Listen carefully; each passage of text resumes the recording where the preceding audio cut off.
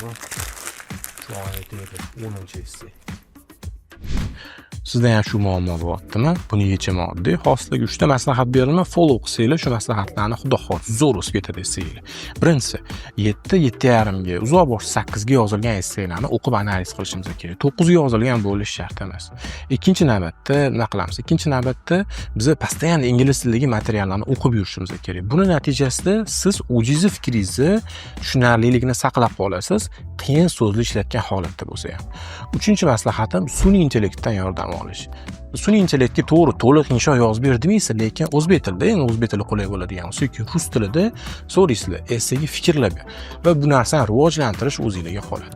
Agarda shu maslahatlar sizlarga yoqqan bo'lsa, обязательно like qilinglar, подписка qilinglar, kerak bo'lsa sahifani qilib qo'yinglar, qiynalib o'tgan o'rtoqlarga jo'natib qo'yinglar, chunki bu yog'iga xudo xolasa shu tarzda sifatli kontentlar chiqishi davom etadi.